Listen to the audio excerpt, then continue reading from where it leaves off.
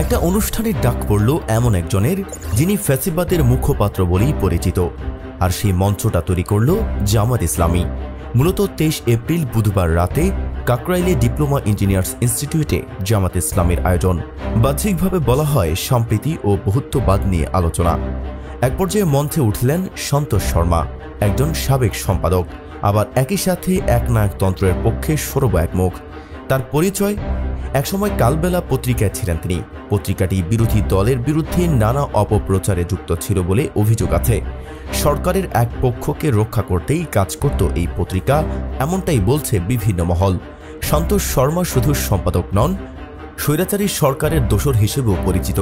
গুম, খুন, বেআইনি গ্রেফতার এসব যাদের শাসনকালে হয়েছে, তাদের সাথে তার ছিল নীরব সঙ্গ। অনেকে বলেন শেষ সময়কার অন্ধকার অধ্যায়ের অন্যতম নেপথ্য মানুষ ছিলেন তিনি। এমন একজনকে জামায়াত মঞ্চে জায়গা দেবে, এটা কি সাধারণ মানুষ ভাবতে পেরেছিল? নাকি জামায়াত নিজেই নিজের আদর্শ থেকে সরে আসছে? প্রশ্ন উঠেছে, জামায়াত কি তবে ফ্যাসিস্ট আওয়ামী দোসরদের পুনর্বাসন শুরু করল, নাকি আদর্শিক বিভ্রান্তির মধ্যেই হারিয়ে যাচ্ছে দলটি? আওয়ামী লীগের আমলে সবচেয়ে নির্যাতিত দলের মঞ্চেই উঠে এমন এক চরিত্র, যার হাত ধরে একসময় দমন পীড়ন চালানো হয়েছে দেশের মানুষের ওপর। এই ঘটনা শুধু বিতর্কই নয়, বরং জামায়াতের অবস্থান নিয়েও নতুন করে প্রশ্ন তোলে।